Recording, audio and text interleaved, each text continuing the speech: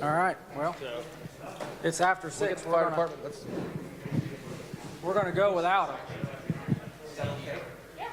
I said I'm going to sit beside her. All right, I want to welcome everybody that's here in the room tonight and also the people who are watching live on the Facebook stream. I want to say thank you to Bob Competti and the guys at Interface Video who are volunteering their time to be here so we could broadcast this. During this broadcast, there is a little bit of a delay, and if you are watching live on your home, what we're going to do is there's an email address. It's brad@companywrench.com. It is also on the website yesforlancaster.com, and we're going to try to monitor the email. So as I'm talking, if you have questions and you're not here present tonight, if you email in the question, Jennifer's going to try to man the pad and I will try to watch my phone. I cannot guarantee that we will get everybody's questions answered, but we will give it our best. So for those of you that don't know me, I'm Brad Hutchison. I'm going to be the presenter tonight and co-chair of this board. We have Jennifer Siddeley, who is an attorney here in town and is the co-chair. We have Chief David Ward from Lancaster Fire Department. We do have a representative coming from the police department. Maybe he's on a call. And then we got Mayor David Scheffler. So pretty much I'm going to do the bulk of the presentation. These guys are here to answer questions once we get to that point. And hopefully my goal is that we'll be done here total hour and a half. If we go over that, it's going to be hopefully because people got good questions. So everything we're going to talk about tonight does not take into account COVID. I want to make that clear. We have no idea yet what the ramifications of COVID are going to be on next year's funding.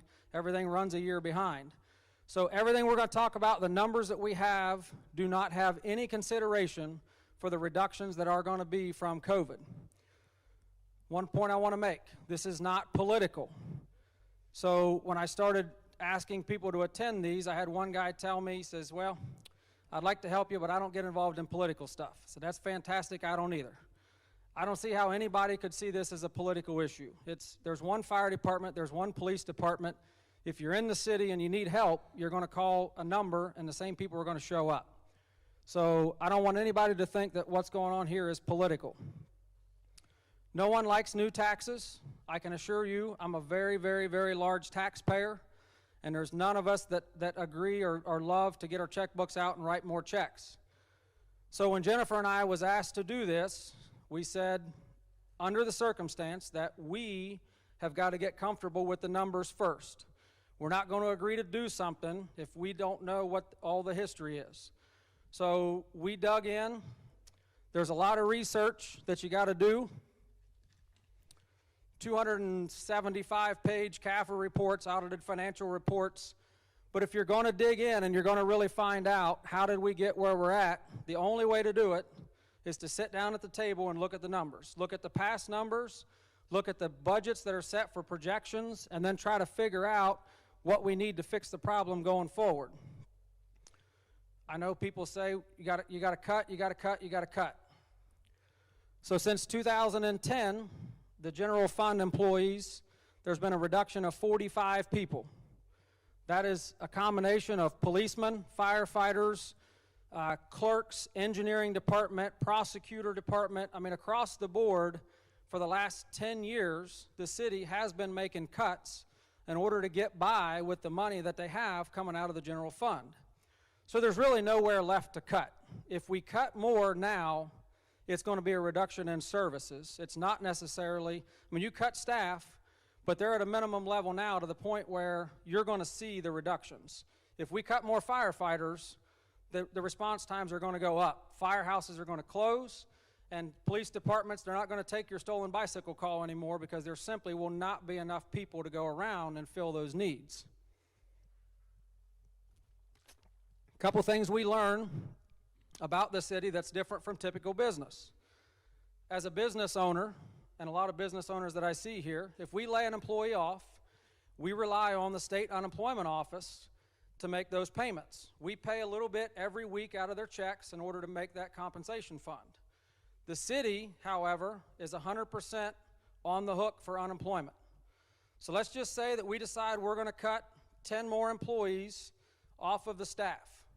Of those 10 employees, if the average state of Ohio employment compensation is 50 to 60%, the 50 to 60% of their wages are still going to come out of the general fund. They do not come from the unemployment office. That's something we were unaware of, something we learned. If we cut more employees, and we have situations where we have guys off sick, that's going to turn into guys being called in for overtime. So if you take those two and you put them together, by the time you pay the unemployment and pay the time and a half for overtime, you didn't save a dime. You're right back to square one and where you were when you started. So these are facts that we didn't know, but we got educated on. Lost revenues from the state. Again, this is something that the city has no control over. When Kasich was trying to balance the state budget, he was looking for revenues that he could offset his problems to make them look better for the public, and in an effort to do that, they cut a state tax. They cut the state where they collect state sales tax and then divvy it up to the communities. That was all terminated. So the city has lost $2 to $3 million a year, and that started in about 2006, I think, when the estate tax started phasing out, so there's been different steps. So as of today, we know we're down $2.5 million a year, every year, just from the state funds that we used to get. You know, the facilities, I think you guys have seen some pictures that we have scrolling up here. I urge every citizen, if you are in question of what these facilities look like, and I know some of you that are sitting here have taken the tours, if you approach the fire departments and you ask for a tour, they will gladly take you through their facilities. It's ultimately your facilities. You pay for them with your tax dollars. But if you think that we are not being serious about the roofs leaking and the places falling apart, do yourself a favor, take some time and go see them. When I was doing the mid-off, everybody patted me on the back, you know, fantastic, you're putting a bunch of money into the building to save the history. City Hall is probably one of the most notable buildings in downtown. Once it goes away, if it gets to a point, and once we got big cracks that are in the sandstone, water enters during the day in the winter, freezes at night, enlarges the crack. Once we're to that point, which is where we are now, that will just escalate. That deterioration of the buildings will speed up every year, and we're already several years into the deterioration. So fire department and police department, you know, we talk about these guys having to cut wages, freeze wages. We've looked at the wages in all of the surrounding areas. Our guys are not overpaid by any stretch of the imagination. And some of the employee reductions are actually because guys are leaving Lancaster to go to other departments who have less runs, make more money, and have better equipment with better facilities.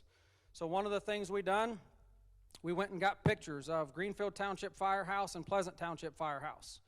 If any of you are aware of those two firehouses, we do have some pictures we can scan through, and we can show you the difference in what our firefighters here in the city of Lancaster are dealing with compared to what these guys in these township fire departments look like when they have privacy. You know, in today's world, we're trying to get more diversity. So one of the things that I was very taken back by when we went through the fire departments, we only have one female firefighter in the city. You know, to me, curious as to why that is, but then when you get in there and you look at the facilities and you realize that she sleeps in the same large open space as every male firefighter, and the only thing she has to separate her is a shower curtain, and then she's got to use the same restroom facilities. If I'm a female and I'm looking to be a firefighter, that's not an area, that's not a firehouse that I'm thinking that I want to be participating in. So if we're going to diversify in our fire department, I think that's one of the first steps we got to make. So we talk about fire departments, the trucks, the gear. You know, we've got average age of vehicles. We've posted that on the website. I think it's 2007 for fire, 2011 for police, something like that. Obviously not new trucks by any stretch. The trucks look good because the guys continue to keep them clean. Some of the stuff we were talking about, I was at one firehouse talking to the medics. And we said, so tell us about the medic times and tell us about, you know, why you need a fourth medic. So in the first 2 minutes we were standing there, we were at Station 2 on the west side, a call came in for a DOA on Wacker Drive. Those guys jumped in the medic, 3 guys, and they're gone. Less than 2 minutes later, another call comes over the radio for shortness of breath on South Broad Street. So the guys from Engine House 1 run on that. So my question to the guy in front of me is, what happens right now if you get a cardiac call at River Valley Highlands? He said they got to come from East Main Street. 12 to 15 minute approximate ETA if they have to come from the other side of town through traffic. If you're the person living up in that neighborhood and you're the one that's having a cardiac problem, I'm not sure you want to wait 12 to 15 minutes. So we started talking about some of the stuff they're dealing with. Some departments run with 2-man medics. Our departments run with 3-man medics. I said, well, why can't we go to 2-man medics? One thing I was unaware of, the city of Lancaster does not own a rescue. You guys go to Greenfield, you go to Pleasant, one of the first used truck out of the bay every time outside of the ambulance is the rescue.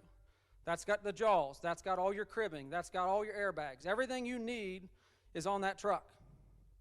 We don't own one. You know what we use for a rescue? Medics.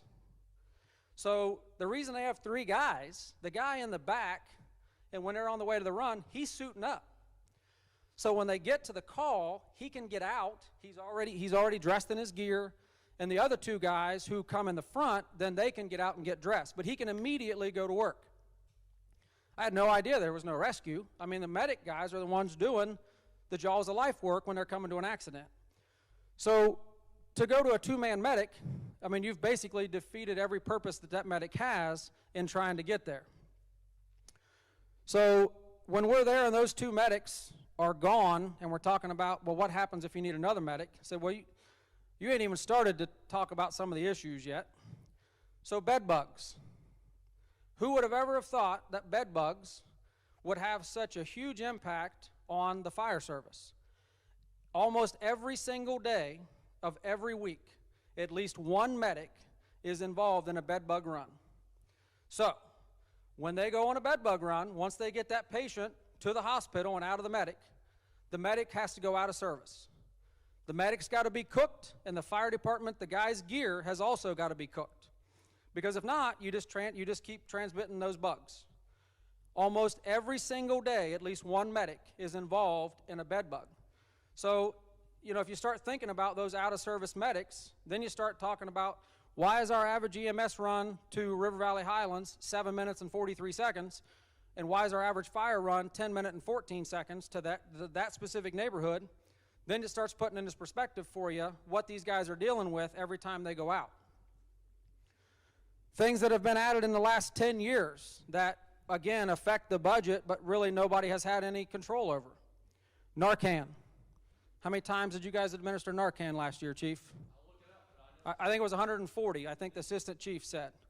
So that's 140. Last week, we said it was 140 administrators of Narcan, and we had a doctor present who said, no. That's 140 lives that was saved. Not just 140 shots of Narcan, but those are people who would not have survived without that service. But 10 years ago, when we look at our budgets, there was no Narcan. So that money wasn't being spent on those types of things. Ballistic vests. The medics, if they run on a domestic call, they're wearing ballistic vests, because in the last few years, we've all heard about situations where the medics are getting shot. They become targets when they show up on these calls. So with the police department, here again, we got funding issues. Tasers. 10 years ago, we didn't have tasers. It was just now starting to be, normal wear, and they have very short lifelines, so that the tasers have got to be upgraded. You've got body cams, and everybody knows today, you better have a body cam. But, the useful life of those is so short that every couple years, and then you have to archive all that video. They also carry Narcan. Computers, everything now is computerized. That's another thing with the medics, with the 3-man medics. You've always got one guy on the iPad, getting their medical history, putting in their, so you really got 2 people who are administering care to the person that's down, and then you got one guy who's really entering information. So we had a couple of people who have said on Facebook and on our website that Lancaster only has minimum wage jobs. If we could just get better jobs, this tax problem would go away. I don't know where you're looking. I think we decided the minimum wage today is $8.75.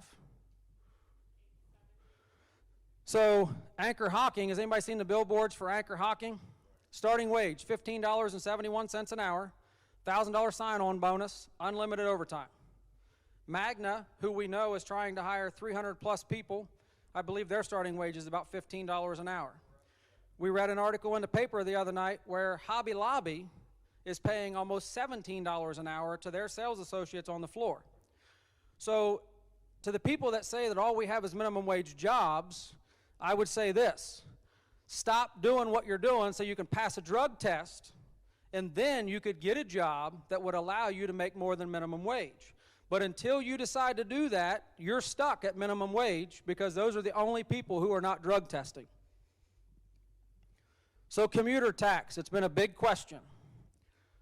Of the 42,000 residents in Lancaster, if I was to ask everybody how many people you thought lived in Lancaster, traveled outside of the city to go to work, would anybody have a percentage of how many working people they think that is?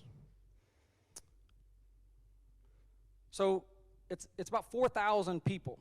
It's less than 27% of the working individuals who file an income tax return that actually travel outside of the city. Of that 4,100, half of them make less than $25,000 a year. So they're leaving Lancaster, going someplace else for a wage that could easily be trumped at either one of those companies we just talked about that are here in Lancaster. But of the commuter tax, to understand how this works, Lancaster's income tax currently is 1.75%. If you live in Lancaster and you drive to Columbus, Columbus's income tax rate is 2.5%. Your employer takes it out of your check in Columbus automatically. They do not, and we have it in writing, they do not share that income tax with Lancaster or any other city. So you pay that tax where you work no matter what. Lancaster, however, gives you a credit. So City Council voted on a 1% credit for all commuters. So if you live in Lancaster and you work in Columbus, you pay the 2.5 in Columbus, but you currently only pay 0.75 in Lancaster City income tax. So if this levy were to pass, you will go from 0.75 to 1.2, which is still fairly low. However, one thing to think about for you commuters, if this tax doesn't pass, it is possible that City Council, with just a vote, they would not have to go out to the voters, they could vote amongst themselves, and they could cancel your 1% credit, which would garner the city less than $2 million a year. But if they get to the point where it's either make ends meet and get enough money to pay the bills, or not have enough money to pay the bills, I think it's something that's got to be on the table. That's why we're hoping that we can pass this, which will ultimately save the commuters money rather than canceling the credit. So seniors, who pays the tax?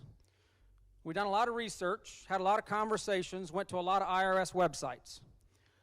We need to be clear, if you're on a fixed income can mean a lot of things. That doesn't mean your salary where you work. If you're on Social Security, if you're on retirement pension, any of those things, if you are not doing a job where you're earning income, you do not pay this tax, period. If you're drawing money out of your 401k, it is taxable by federal and state. However, it is not taxable by city tax. So anybody that's whispering in your ear that you're going to pay this tax, that is not the case. And I urge you to visit an accountant or visit the IRS website and get that clear. Because our senior citizens, they need the fire department services probably more than any of us, which is another one of the things you're going to see on one of the slides here. You know, as we looked at the tax revenue and started digging in as to why it went down, I was amazed, and when we got the chart, so 21% of the population in Lancaster is over 62 years old. You think about all the talk about the baby boomers. So as that group of people are retiring, typically when they're retiring, they're at the top of their pay scale and they're making top dollar. So they go from paying income tax to not paying income tax when they stop working. So then you got your people coming in on the bottom side who you hope would replace the income tax revenues that you lost with them. But the reality of it is, we know the young people coming in are not making near as much money as the older people that are retiring. I think this was a surprise to everybody, including the mayor, when we started digging into this about how much revenue has been lost and will continue to be lost as the seniors, transition out of the workforce and into retirement, because once they make that switch, they no longer pay the income tax. All right, we're doing good so far? What time is it? 6:23. So we'll go through the slides that we have up here if you want to go back to the beginning, Mayor.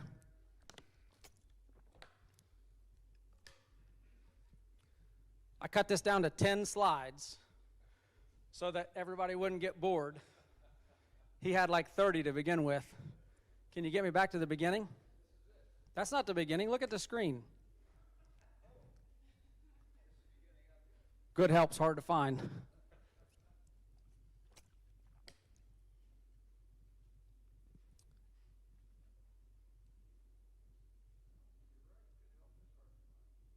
You seen any questions yet?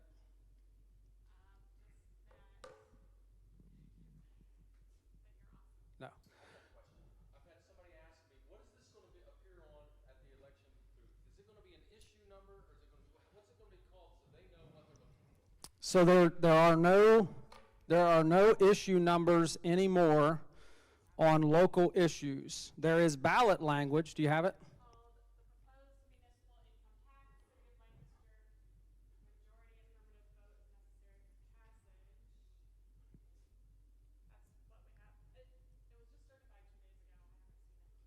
So there is no issue numbers anymore.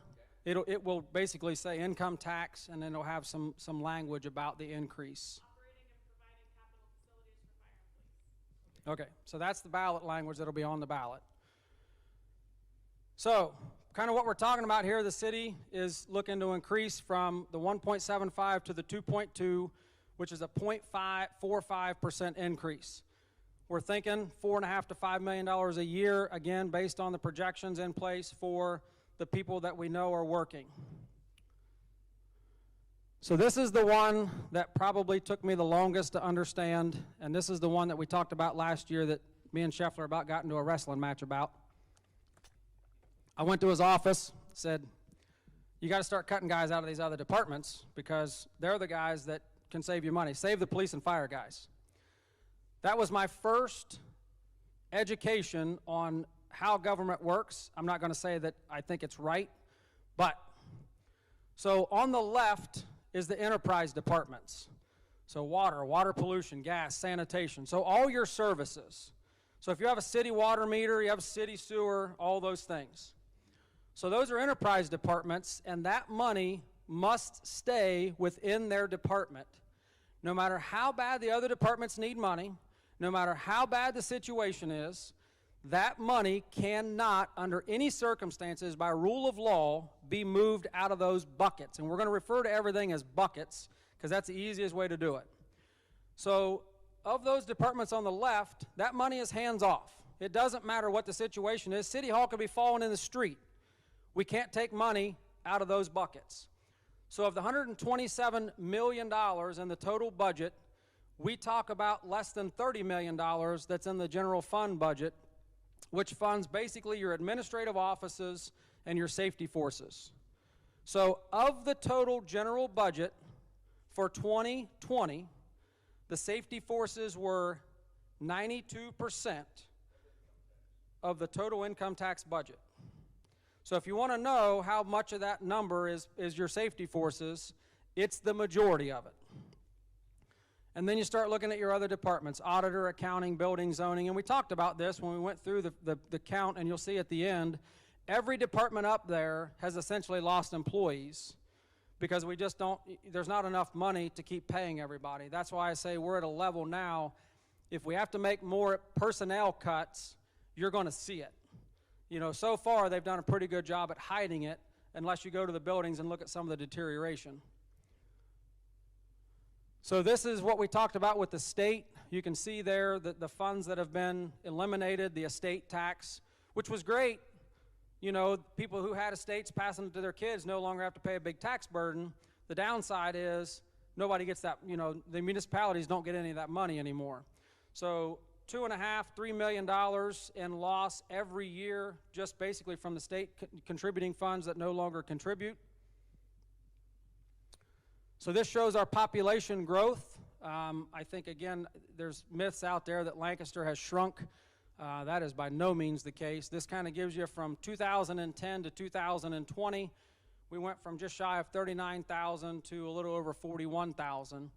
And then again, I think most important is this, as these seniors transition out of the workforce, that money that they're paying is going to drop off. So I hope that what we're doing, and with these new jobs that we have coming, South Central Power and Magna and everybody, that they will replace some of this that's going to drop off from the seniors. Wrong way, Mayor. Wrong way, Mayor. So this is one I think you're probably cross your eyes about. So what I ended up doing is I ended up getting with a local dealership to get some numbers that I think everybody can equate to. So this is basically inflation. So a dollar in 2006 is not worth $1 in today's world. You just can't buy the same stuff. So if you look at the fire trucks, the last engine that we received was a 2013? 2019 is one we got a couple weeks ago. No, the one before that. So in 2013, an engine cost just under $400,000. We just received one last week from the Fire Impact Fund, just shy of $600,000.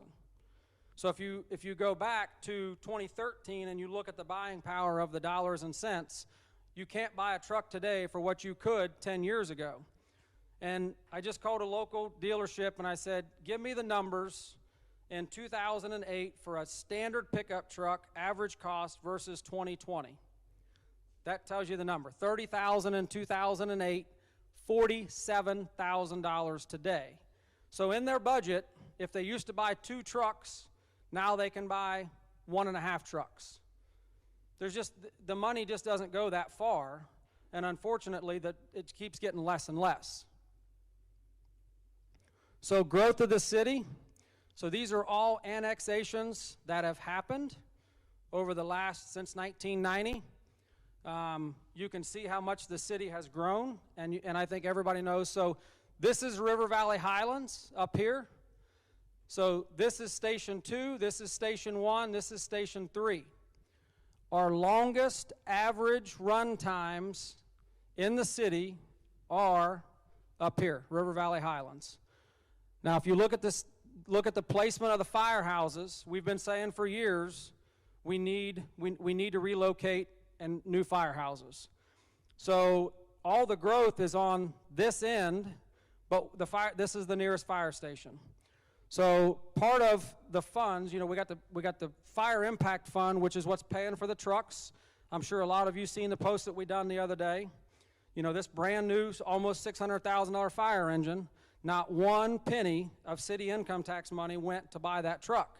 It was paid for through the Fire Impact Fund, which is funded through, when you go to get a building permit for a house or a new apartment, they pay $2,223 per unit to the city. That money goes into an impact fund, and it can only be used for capital purchases for the fire department. So trucks, new facilities cannot be used for repair or maintenance.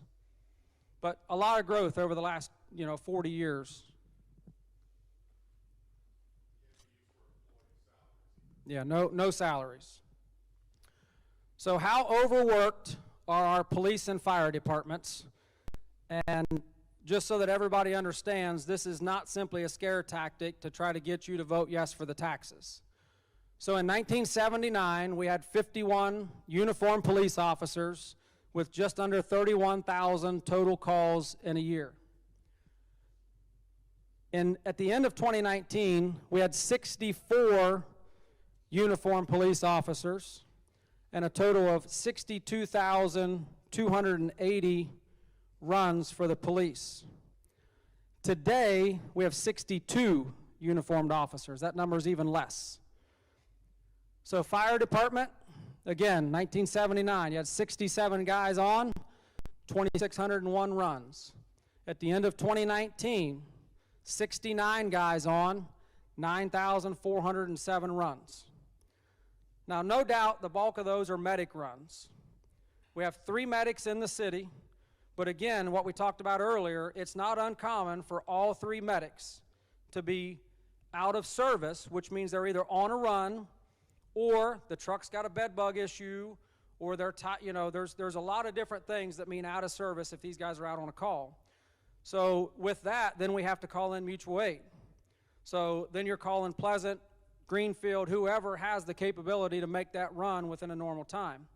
Now here's a shocking number. 69 firefighters at the end of 2019. Today it's 63. They've lost another almost 10% of their staff just this year. Now some of that's retirement, but a lot of that is guys leaving because of the fear of layoff. They've been fighting this for a year and a half. There's no money to do anything. They can't fix the trucks. They can't go get, if something breaks, they got to make do with it because there's no money to go get it fixed. So this can't continue. We talked about the stuff at the bottom, computers in the cars, body cams, tasers, defibrillators, tourniquets, Narcan. I mean, you start looking at all of the things that have been added to what these guys is required to do over the last 10 years with no money. So all of these things have been added onto the budgets, and there's no extra revenue that have come in to cover them. All right. So the city income tax split. We had several people, including some firefighters, who are convinced that this didn't pass last time because they felt like they were being, the citizens felt like they were being lied to about where the money was going to go. So we're going to go through this, and we're going to talk about buckets again. So the general fund, if you envision it as one big bucket, and within that bucket, there are smaller buckets. Buckets that, again, cannot be touched. So on the left today of the general fund, safety forces, so of the 1.75 total income tax that's collected, on the left-hand column, you get the breakout of where it goes. So 0.96% goes into the general fund. However, the bulk of that money right now also goes to police and fire because that's what it takes in order to keep those guys manned. 0.6. So let's understand that 0.6 of that 1.75 is dedicated to the police and fire. It cannot be touched. It is a bucket within the bucket with a lid on it. The only hands that can enter that bucket are the police and the fire department. Nobody else. Again, City Hall can be falling into Main Street, and not one penny of that 0.6 can be taken out of that bucket and put into City Hall. It is absolutely dedicated to police and fire, nothing else. Parks and Rec, 0.15, Parks Capital Improvement, Maintenance, Cemetery Department Maintenance, and then capital improvement if we have a catastrophic failure, sinkholes, whatever the case may be, we have a small amount of money that we can fix those things. So on the right, you see the future. And again, this is governed by law and ordinances. This is not something that we just can say we're not going to do this. So 0.96 stays in the general fund. If you notice, we're asking for a 0.45 increase. So from 0.6 to 1.05, 100% of all the additional money that's being raised goes to police and fire in their bucket with a lid on it that nobody can touch but police and fire. The thing on the backside is, what this does for us is that shrinks the amount of money that's got to come out of the 0.96 for the police and fire. But we can't take their money. So the amount of money that's got to come out of the general fund to make up the difference for police and fire, that number gets less. That's the money that we need to fix the municipal building. That's the money that we need to fix the engineering department, some of the other areas within that administrative section where we're losing. But make no mistake about it, the 0.45 increase by law, 100%, goes to police and fire. Did I make that clear? So revenues. Had one guy on one of the pages, must have had Tourette's, talking about with all the fees and the fines we charge, we ought to be able to fund everything. So we looked at the budget here, or the revenue streams for this is as of 9/30 of 2020. The city of Lancaster has collected a whopping $61,230.46 in fines and fees. That's a little shy to be covering a $30 million general fund budget. I mean, this pretty much breaks down the revenues. You know, the blue is, again, the 1.75 income tax. Then you go into the licenses, permits, fines and fees, charges for services, other revenue, investment earnings, which investment earnings today are pretty much down to nothing. So this kind of gives you where the money comes from. And if you have questions, if you go to the website, either the yesforlancaster.com or you go to the city's website, which we have a link to that. If you have some time to kill, whether you're in the bathroom, whatever, all of those documents are online and you can read them. They're all available. They're all public information. So get on there and start looking. Just get your glasses on. There's a lot of numbers. So here is where the reductions have happened. So we talked, we said earlier there was 45 people who have been cut from the city in the last 10 years. Clear down to the custodians. Nothing has been sacred. So we've cut. When they told me that there's one custodian that does all of City Hall, I have one custodian at company rent. She can barely do one building. I think that's pretty impressive. But that just goes to show you how far down these guys have cut to try to make use of the money the best they can. But there's nowhere left to cut. If we cut now, it's going to be visible and it's going to be in the way of services. The problem then is, if the services we cut are necessary services, we're going to be paying an outside contractor in some cases, in order to come in and do these. Whether if it's auditor tasks, if it's income tax, that stuff has got to be done. You can't not do it. So if you cut the staff that's doing those jobs to the point that they can't get the job done, now you're going to go to a third-party service and you're going to pay probably more than you would if we just had the employees in-house, and you don't have as much control.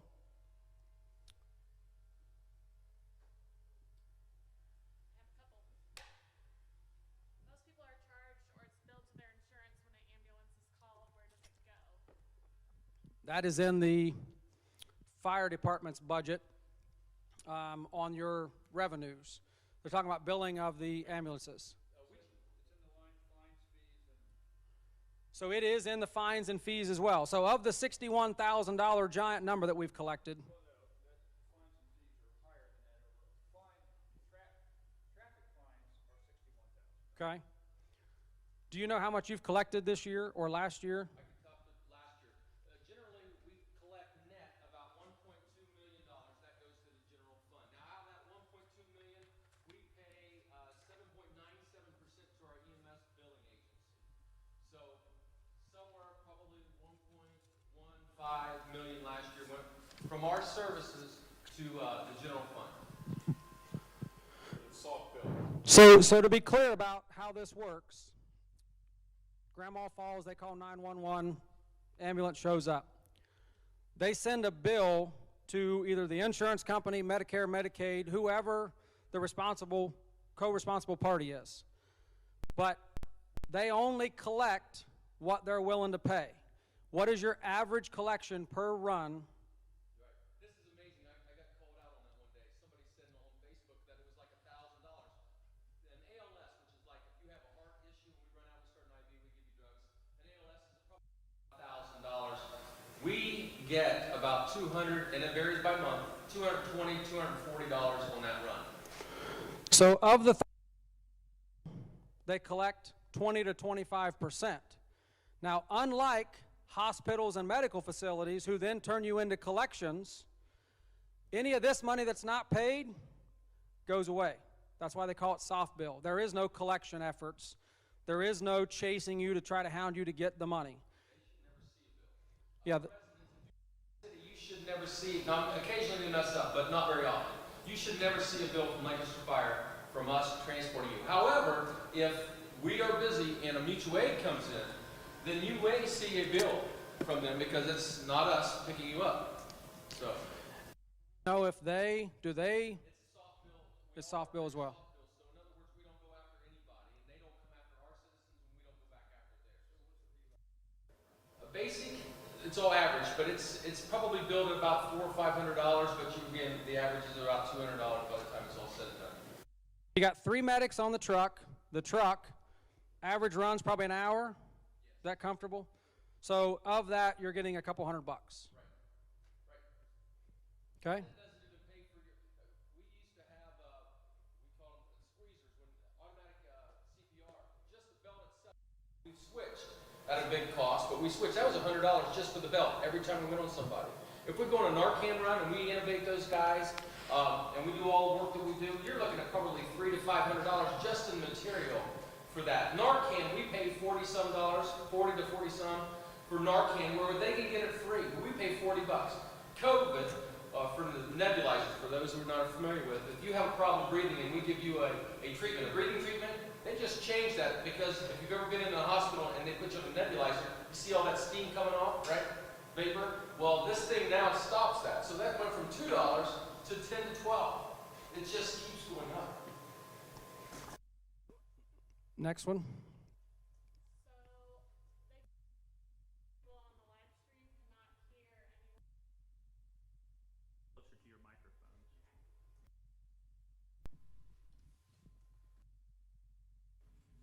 Don't need it. I'm hungry. I haven't had supper.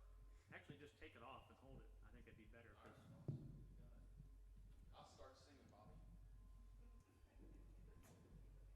Any, Not to repeat it, but someone proposed a police impact fund. I don't know if that's a thing. someone's proposing a police impact fund. So the fire impact fund was a city council ordinance, right? So in order to do something like that, they'd have to do the same thing. Yes. And fire impact fee is a detriment to development. We have developers come in to talk about doing something higher than anywhere else. And they probably are from that perspective, but you know, that's how we pay for all the fire engines since 2005. Well, if there's not enough tax revenue to buy a fire truck, and you gotta have a fire truck, and they're adding more living space, we gotta be able to service them. So, in behind Kentucky Fried Chicken on Memorial Drive, that new the flats that's going in there, 220 units, right? Correct. So, you do the math, 220 units at $2,223 a piece. So, when they come to get their building permits, that's what they had to pay, which I think is $450,000. so that's before they ever stick a shovel in the ground to start building. So Gorsuch is doing East Point. That's 126 units. That's 126 times $2,223. Same situation. You cannot get your building permits without paying that fee when you go down to City Hall to get it done. Correct. That sounds like a lot of money. In 2007, we purchased our aerial platform or tower, and it was $843,000. And I venture to guess now, and typically one of those trucks is 15 years frontline service, and we are at 13 years now. So you're looking at about $1.4 million for that truck to be replaced. And it needs to be looked at seriously in the next couple of years to go into reserve so we can have a new truck. So that's a lot of money. But I believe we're still paying for that 2007 tower because the fire impact fee didn't generate enough to pay for it outright, so we borrowed the money and we're paying it over a period of time, but we're getting close to having, I think, a couple more years we'll have that paid. That's correct. Yeah, we'll add to the website tomorrow. One of the questions we had this week that came in online was how much money has been collected from the fire impact fee.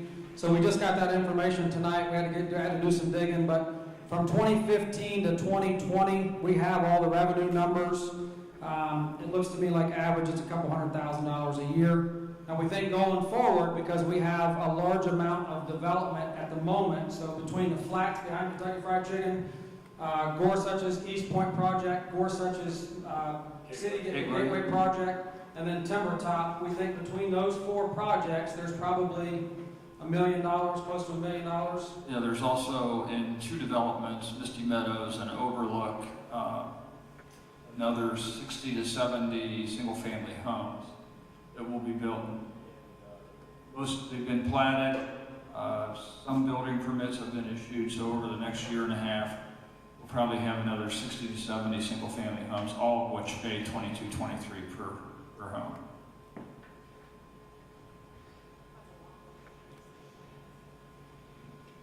All right, I'll just read it.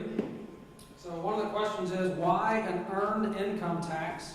Why are retirees and unemployed excluded from their fiscal responsibility for community safety services? Wouldn't an increase in local sales tax have been more equitable? As you mentioned tonight, 21% of the town's population is over 62. What do you think are triggering the explosions in medical runs? So, you know, we've had several people who have said, well, I don't think it's fair that the senior citizens don't have to pay. And I don't even know what to say to that remark. I mean, these are the folks who built the city. They've paid their whole lives. Brad, You I know. got a comment on that. All right. Well, You've got the money. so, Okay. What a lot of people don't realize, when you pay your income tax right now as a person, if you do your own tax, you pay your local tax on the gross. But state and federal have a different number that they use to reduce it down. So it's really double dipping if you're going to charge them twice for a tax you paid for your whole time. A lot of people don't realize that. You're paying on the maximum number that you earn, and you're not paying the state or the federal number that you're submitting, because they do deductibles and things like that. So it would really be unfair to charge them twice for something they've already paid on earned income. Most people don't realize that. So to say that a little differently, they've paid the tax on the Social Security that was withheld from their pay. They paid the tax on the IRA contribution. They paid the tax on the 401k contribution. They've already paid the tax on those amounts. They're just getting that money back now.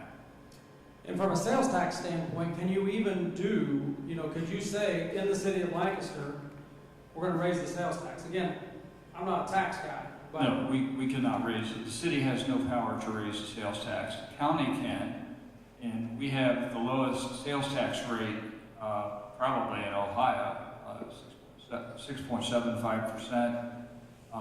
Most of the other surrounding communities in Central Ohio pay 7.5%. But to be clear, the city does not have the ability to raise the sales tax in the city. That is Correct. a county function, That is, and then the county would collect the money. yes, the city gets no sales tax revenue. The county does get sales tax revenue.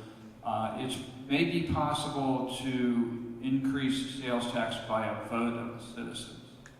I'm not 100% sure about that. That would be a legal question. Okay, so sales tax is out of the question. That sales tax is off the table. So as I read this, is there anything else that we didn't address?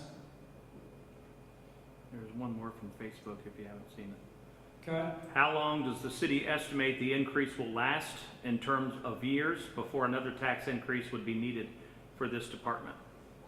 And will the increase cover everything that is needed now and additional needs such as a new firehouse, vehicles, and staffing? And then it says, thank you to our police and fire. So to answer that question, we hope. Could you repeat the question? Yeah, okay. The question is, how long will this tax increase last before we have to raise it again? Obviously, we would like to think that we won't have to raise it again because of growth in the city that is coming, but we can't answer that question. Same question could have been asked in 2004, the last time the tax was raised.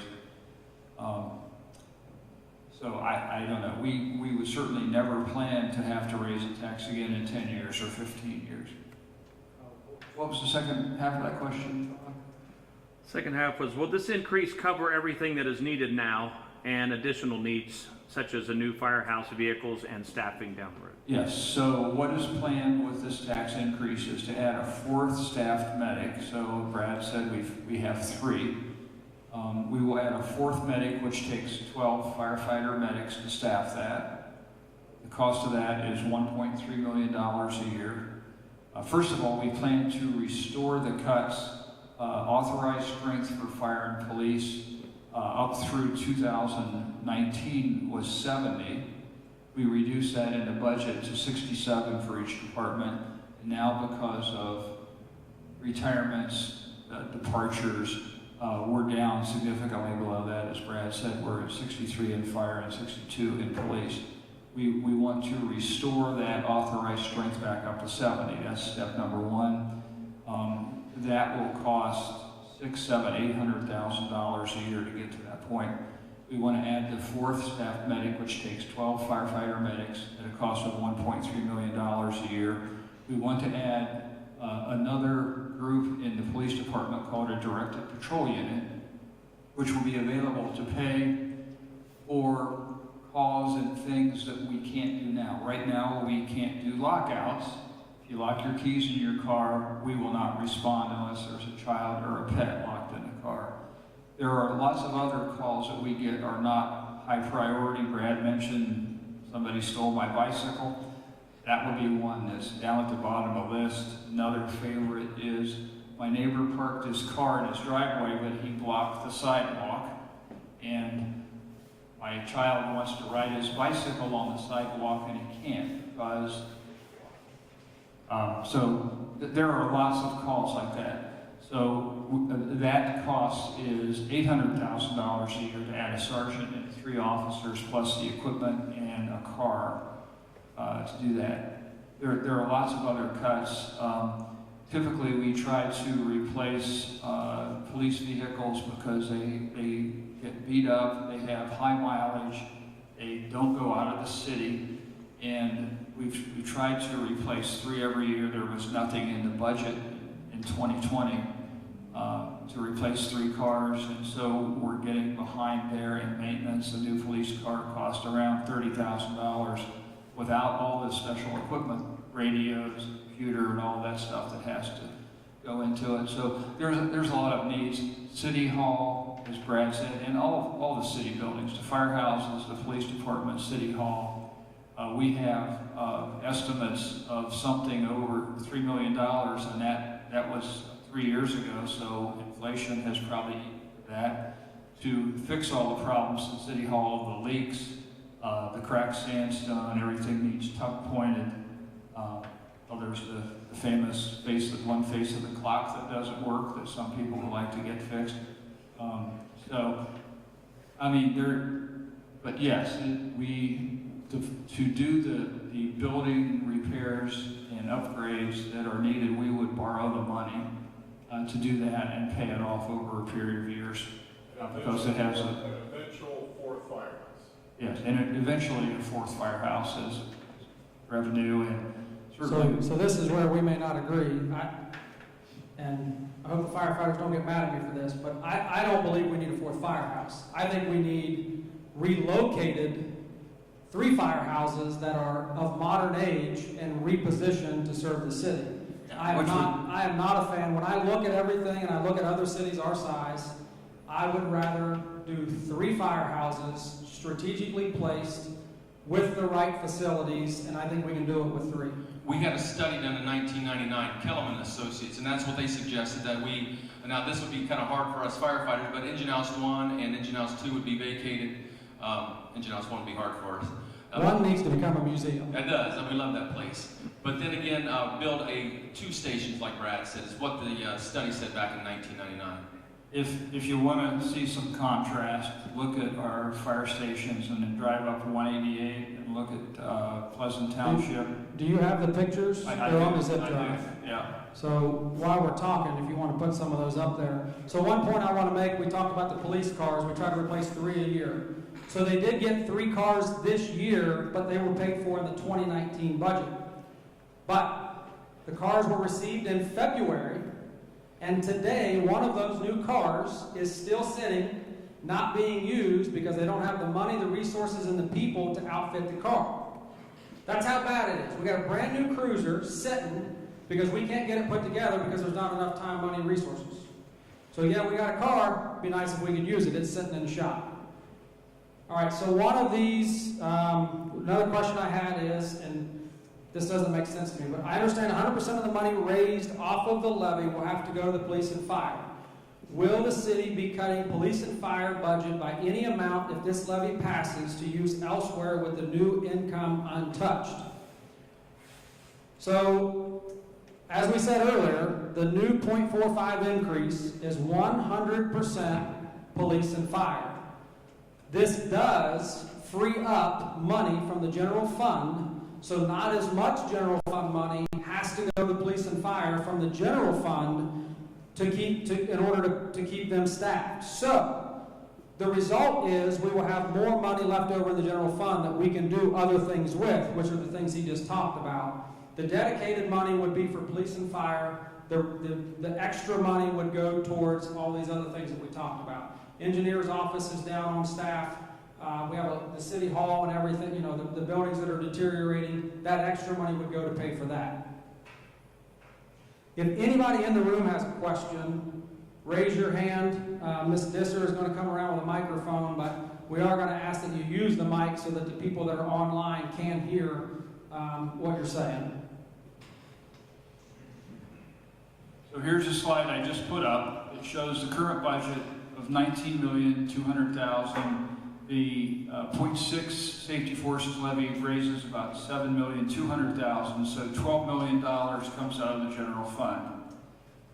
So estimated income tax collections for this year, again before COVID impact for lost revenue, is $20,700,000. So the safety forces get about almost 93% of the income tax collections. If the levy passes, and over to the right-hand column, 2021, we still have the $19,200. We have the restore the safety forces budget cut $600,000. That's probably low at this point. Fourth, staff medic $1,300,000. The director patrol unit $800,000. A new boiler for the police department. We were just fortunate enough to get a grant to do that. That work is about to start. So we can scratch that one off.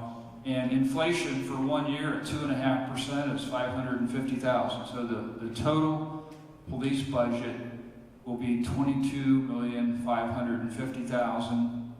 The current 0.6 levy would raise $7,350,000 with inflation. The new levy would raise $500,000. So $5 million. I'm sorry, $5 million. So that remains that $10,200,000 would come out of the general fund. So the total income estimated collections would be $25,700,000, with the $22,550,000.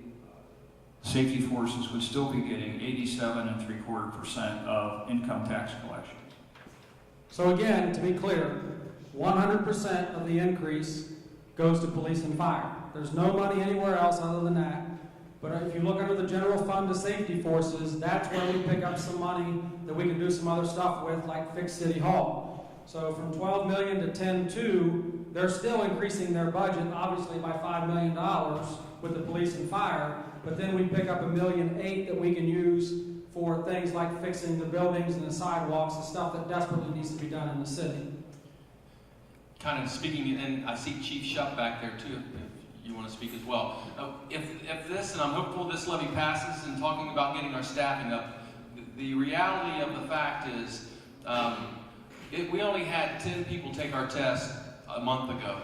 10 people, and 9 passed, and a few, and we do very extensive backgrounds. We do polygraphs, psychological evaluations, oral boards, background checks, medical checks, all that.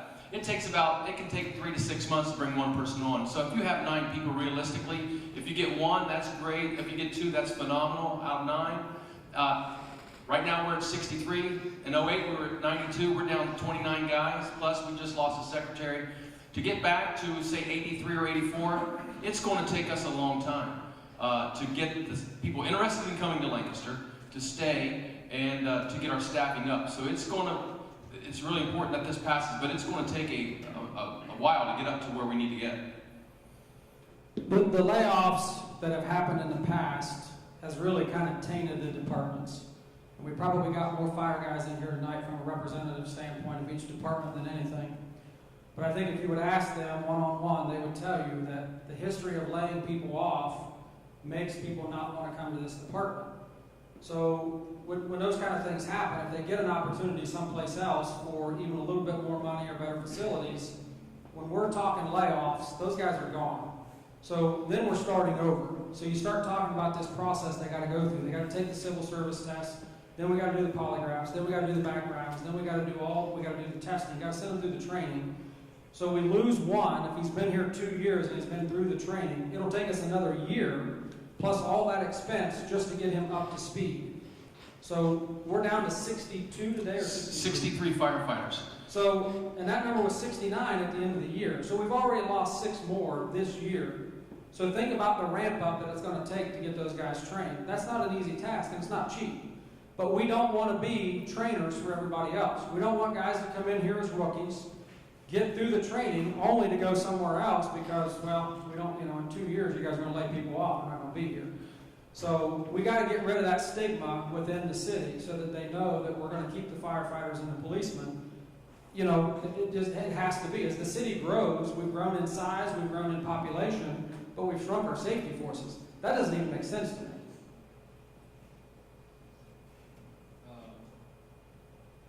So on the screen up here, just to give you an idea of some of the firehouses, and you guys probably have seen these. Greenfield, which is basically Carroll, that's where my business is located. This fire department's only a few years old. I actually volunteered there back when they were in town, and we stayed in the trailer. And I'll be honest with you, even that I think was nicer than what some of the areas I've seen in the city. But that's what Lancaster, in my opinion, that's what Lancaster needs. We need 3 current day departments with all the stuff that these guys need in order to be efficient. Any more questions online? Any in the room? So we started looking at numbers and said, okay, how many jobs do we have to cut? If we wanted to fix the police and fire, how many jobs do we have to cut? I took the budget and I took the last year's numbers from the audited financial report.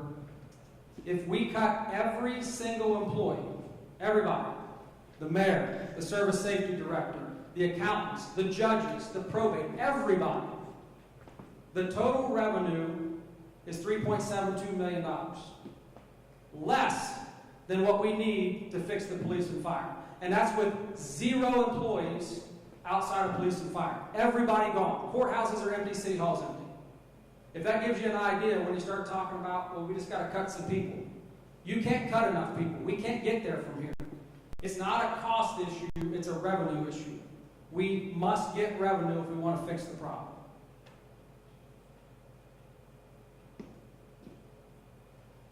Pleasantville. Yeah, this is the Pleasantville Firehouse, 188 Coon Path. The average age of our firehouses is 79 years old. Engine House 1 was started in 1898. I think they took occupancy in 1900. Engine House 2 was built with secondhand block in the mid-50s, 1955. And then the newest one is the 1967 Engine House. To give you an idea of the growth, and I had the GIS guys do this when Jack was still here, the demarcation, the city limits was Pierce Avenue when we built our newest engine house in 1967. And that's how much more growth we've seen. So we don't want to keep you here all night if you guys don't have any questions. We're pushing hard. The first 2 times that this failed, I'm not sure how much information was given. I'm not sure how much education was put out there.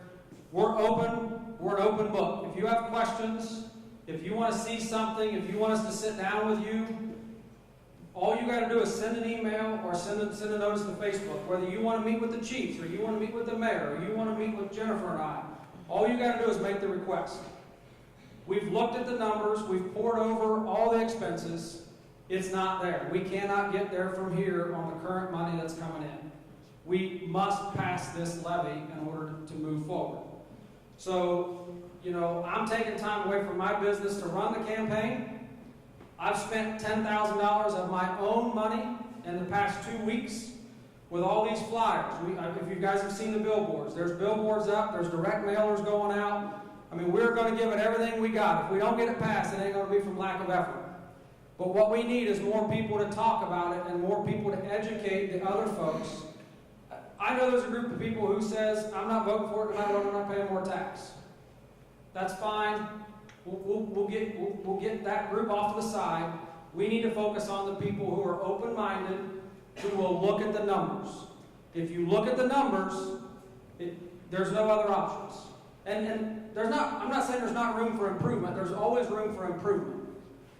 But give us your suggestions. If you have suggestions, we're all ears to hear what you think we should do to try to make this better. Appreciate you guys coming. Appreciate everybody that's online. I think we had, what'd you say, how many? 70. So we had 70 some viewers online. Again, we just got to keep talking about it. It's going to be in the newspaper. It's on the billboards. We got yard signs. We got banners. We're going to give it all we got. So just talk about it, and if people have questions, please send them our way. Next meeting?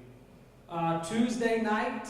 So we're doing one of these. There'll be one on Tuesday next week, and then the following Thursday, which is October 1st. So there shouldn't be any reason if you have questions that you can't get them answered. You can email, you can text, you can Facebook, or you can come to these meetings. We will be here to answer your questions. All right?